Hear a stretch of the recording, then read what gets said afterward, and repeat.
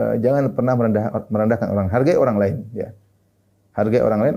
Di secara dunia kita juga akan dihargai oleh orang. Kalau kita menghargai orang, kita tidak ingin minta agar dihargai orang, tidak. Tapi secara dunia, hukum dunia, kalau kita menghargai orang, kita juga dihargai orang. Kalau kita merendahkan orang, orang juga merendahkan kita.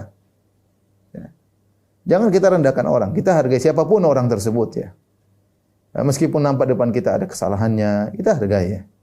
Kita hargai. Karena namanya manusia ini punya jiwa yang angkuh ya, punya jiwa yang kalau sudah punya kelebihan terkadang merendahkan orang yang tinggi ya. Jangan. Jadi dan itu nampak ketika kita berbicara. Kita bicara dengan orang dengan menghargai, orang bisa merasa. Orang bisa merasa bahwasanya di depan dia ini berbicara sedang menghargai dia.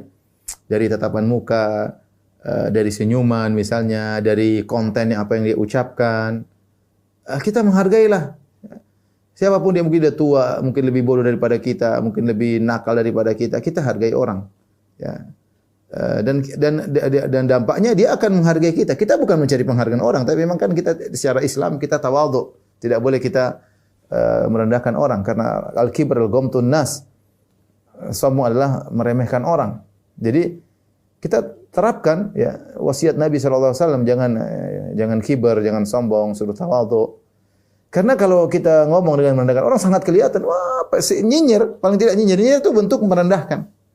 Kalau udah nyebut orang nyinyir, nyebut ini nyinyir. Subhanallah. Ada orang seperti itu, suka nyinyir orang lain. Dia merasa hebat kalau bisa nyinyir orang lain. Dia merasa tinggi ketika orang lain rendah di hadapan dia. Selalu dilihat sisi negatif orang lain. Ya. Dari omongan kelihatan ya, dari pandangan kelihatan. Ya. Antum jangan begitu. Antum jangan begitu. Ya. Hargai orang. Hargai orang. Sehingga engkau juga akan dihargai oleh orang lain. Ingat, hargai orang bukan karena ingin dihargai ya, tapi kita menghargai orang karena perintah Allah Subhanahu wa taala. Wakhfid janahaka lil mu'minin. Rendahkanlah dirimu sesama kaum mukminin. Rendahkan diri. Mungkin dia pembantu kita, mungkin dia supir kita, ya. Mungkin dia tetangga kita yang miskin. Ya sudah, jangan merendahkan orang lain. Ya, sikapi dia sebagaimana sama mukmin ya. Dia beriman, kita beriman ya. Kita enggak tahu mana yang lebih baik kedudukannya di sisi Allah Subhanahu wa taala. Boleh jadi kita kelihatannya rajin ke masjid tapi ternyata dia berbakti kepada orang tuanya yang kita tidak lihat. Boleh jadi kita kelihatannya penampilan Islami tapi dalam hati kita penuh dengan hasad dan dengki sementara hatinya bersih. Kita enggak tahu. Oleh karenanya ketika bermuamalah dengan orang lain jangan pernah merendahkan orang lain. Kalau timbul dalam diri kita merendahkan orang lain, sila kita istighfar, astagfirullah, kita rubah sikap kita. Dan itu sangat kelihatan ya.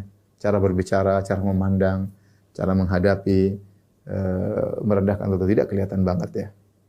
Jangan sampai itu terlihat dari kita kepada orang lain. Berusaha sebisa mungkin kita menunjukkan kita menghargai sesama mukmin. Kita menghargai dia karena dia seorang mukmin. Makanya perkataan indah dari Ibnu Daqiq al-Aid dalam Syarah Arba'in Nawawiyah, dia mengatakan bagaimana Anda merendahkan orang ketika dia mensyarah hadis bihasbi imri'in minasyarri an yahkira akhahul muslim. Cukuplah seorang dikatakan buruk jika dia merendahkan saudaranya sama muslim. Kata Ibnu Daqiq al-Aid rahimahullahu taala, bagaimana kau merendahkan dia? Dia mukmin sementara dia mengucapkan la ilaha illallah. Sementara Allah kirim rasul untuk memberi hidayah kepada dia. Allah turunkan Al-Qur'an agar untuk dia baca ya. Bagaimana kau merendahkan dia setelah Allah memuliakan hamba ini ya. Walaqad karramna bani Adam. Allah memuliakan dia sebagai anak Adam. Allah turunkan rasul untuk Allah kirim dai agar dia bisa dapat hidayah. Allah turunkan Al-Qur'an. Ya. Allah ciptakan dia, kemudian kau menghina dia.